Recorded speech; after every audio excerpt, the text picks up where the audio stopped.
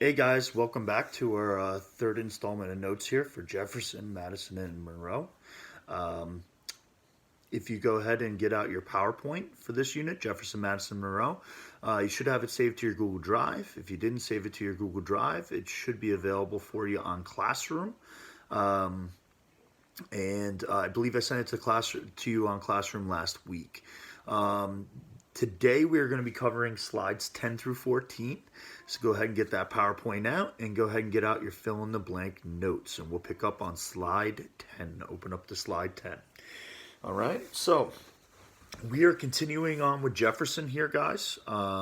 Jefferson, remember, is a Democratic Republican. He's elected in 1800 pretty easily. Yeah, he defeats John Adams, and at that point, he then goes on a quest to essentially get rid of a lot of what Adams had accomplished during his presidency, including Alien and Sedition Act and some of the other controversial stuff that Adams had done. So Jefferson will spend his first couple years getting rid of those policies, which he does a good job of. But by 1803, he's going to start to chart his own policies and his own plans for his presidency. If we go ahead and look here on slide number 10, you are going to see the most important thing that Jefferson does during his presidency, which is going to be the Louisiana Purchase. So as it says there, one of the landmark achievements during his administration is the Louisiana Purchase.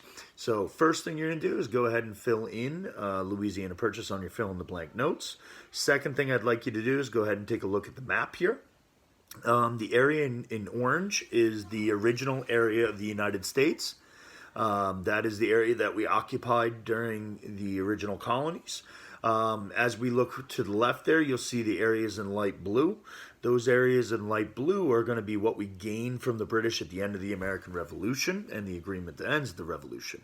The area that we're going to be talking about today is Louisiana Territory. Louisiana Territory, guys, is that dark green, massive territory right in the middle. And so that's what we're going to be focusing on for the next 4 slides here and what you're really going to be working on the next week of class time. First thing I want you to do, though, is actually go up to the top and click on the hyperlinked Louisiana Purchase. Go ahead and click on that, and that is going to bring you to about a 4 or 5 minute YouTube video. Go ahead and check out that for the basics, and I'll see you when you get back. All right, welcome back from the YouTube video. We are going to go ahead and take a closer look at the Louisiana Purchase here and start to move forward. So go ahead and click on your PowerPoint, and it should bring up a box with a star on the map. Now, that star is actually highlighting the city of New Orleans, Louisiana.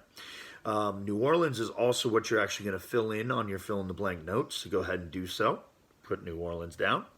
As it says in the box, Jefferson grew concerned about the French control of a major port city in the West, that city being New Orleans. Now, New Orleans is a major trading city for the United States, which we'll actually explain in a second, but we're really going to focus here on the French control that Jefferson is concerned about. So you have to ask, why is Jefferson so concerned over French control of the city of New Orleans? Well, it's twofold. Number one, got to remember we had some issues with France in the past. When France went to war with the British, the beginning of Jefferson's presidency, end of Adams' presidency, America really refused to choose a side, and the French kind of resented that. Plus, you had the anti-French sentiment after the XYZ affair, and really there's been some issues brewing between France and the United States. Now, the other part of this thing is that France has taken a huge turn. They used to be a democracy following the revolution. By 1803, which is the time period we're in, Napoleon has now garnered control of France. He has risen up through the military and he uses the army to basically name himself dictator of France. France is no longer a democracy and it's now a dictatorship, which is going to make Jefferson a little nervous in dealing with the French as well. Now, why is he so nervous about the city of New Orleans, though? Because New Orleans has been in French control this entire time. Well, if we go ahead and click here, it should bring up another box. That white line is the Mississippi River, guys. And the New Orleans River is the mouth of the Mississippi River. So everything that passes along the Mississippi River has to go through the city of New Orleans. Mississippi being the largest river in the United States, as we see in the box, roughly 2/3 of every single thing that is shipped out of the United States is going to be shipped through the city of New Orleans. Guys, that's huge. 2/3 of everything. Almost every farmer in America is going to ship his stuff to Mississippi River to get it out to ocean to get it to be able to trade. Almost 2/3 of Americans' finished products are going to pass through New Orleans. So just picture if we had a conflict with the French and all of a sudden they closed down the city of New Orleans to us. Imagine the economic impact that is going to have. It is going to shut down 2/3 of all trade for America like that. And so Jefferson realizes from a strategic standpoint, he must secure the city of New Orleans. So the question for Jefferson becomes, well, how? How can he get control of the city? Because it was a French city. All right, and so let's go ahead and click on our next slide here, and it brings up a painting. Now, that painting is actually a painting of a meeting between American and French officials. And what those American and French officials were discussing, if you go ahead and click, is going to be Jefferson actually makes an offer to buy the city of New Orleans from Napoleon. He actually offers, I think it was like 10 million, 5 million, something like that. I forget the actual number. But anyway, Jefferson makes an attempt to buy the city of New Orleans to basically guarantee American access to that city and trade out of the Mississippi. But Napoleon actually throws Jefferson a curveball. Napoleon is going through his own interesting situation. He has now waged the Napoleonic Wars, which are happening all across Europe. He is trying to basically seize control of all of Europe. He's invaded Germany and Austria and a bunch of the middle parts, and he's working his way towards Russia. Great for him, but he's accruing a lot of debt, and he's accruing a lot of enemies, primarily. On top of that, there is also a little incident that happens on the island of Haiti. Haiti is a slave state under France, and it rebels against French rule, and they have their own revolution, just like the United States does. And so at this point, Napoleon has kind of learned, I don't really want to mess around in America. It's costing me time, it's costing me money, it's costing me resources. I really want to conquer Europe. And so Napoleon throws a curveball to the Americans. In that box you're filling in buy. All right, Jefferson offered to buy the city of New Orleans from Napoleon. Go ahead and click on our next one here. So Napoleon throws us a curveball. Instead of offering up the city of New Orleans, he offers the entire Louisiana territory, which was 830,000 square miles.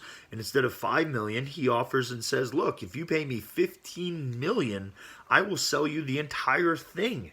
So picture Jefferson's reaction. He was willing to buy just the city of New Orleans for 5 million. He now has an opportunity to buy the entire thing for 15 million. That's a great deal. Now, what you're filling in that box is where it says Louisiana Purchase was roughly 830,000 square miles. 830,000 you're filling in. And then square miles of land for $15 million. Million is also what you're filling in. So this is a groundbreaking purchase, guys. 830,000 square miles for 15 million bucks. The reality is it is going to double the size of the United States overnight. All right, go ahead and click. It should bring us to our next slide. Now, interesting part of this whole entire deal is that Jefferson buys this huge, massive amount of territory without really roughly knowing what's there. I mean, we had a general idea of what was there, but we did not know exactly what we had bought. And so Jefferson kind of buys it blind. He has to react. Look, he thinks he's got a deal so good he can't pass it up that he basically pulls the trigger without knowing what's there. He buys this 830,000 square miles, but now he has to figure out, what did I buy? And so Jefferson is actually going to launch a plan to try to explore the territory that was just purchased, this Louisiana territory. And so Jefferson is going to appoint two individuals, Meriwether Lewis and William Clark, to explore the area. Meriwether Lewis was a naturalist. He was a scientist. He was also had some scouting and military experience. William Clark was primarily a military man. And these two guys will take on the challenge of exploring this massive territory, this unsettled territory. Now, they will leave from the city of St. Louis. If you go ahead and click here next to your next little box, St. Louis, Missouri was kind of the last western city in North America at this time period. So these guys will leave from the city of St. Louis. So they left from city of St. Louis is what you're filling in on your notes, with the goal of finding the source of the Missouri River, which was the second largest river that we knew of besides the Mississippi. So their plan is to basically follow the Missouri River as long as they can. Interesting thing though is the trip there is going to be brutal. They're actually going against the current of the Missouri River, excuse me. So they literally have to pull their boat against the river and go by foot for the whole first stretch. It is not an easy thing to do. The bottom line is they hope that the Missouri River would eventually take them all the way to the Pacific Ocean, because if they can gain access to the Pacific Ocean, that's huge for American trade. The next box that came up says they hoped it led to the Pacific Ocean. You're filling in Pacific Ocean. The reality is, though, the Missouri River does not take them all the way to the Pacific. The reality is it only takes them to the Rocky Mountains, which is only half the trip. These guys embark on one heck of a journey. They will have Sacagawea, who is going to serve as their guide. She is actually a Native American teenager that will basically serve as their guide. She was a wife of a French trapper, so she knew English and French and a lot of the native tongues. They will use her as an interpreter, as essentially a guide to what to eat, where to go, that kind of stuff like that.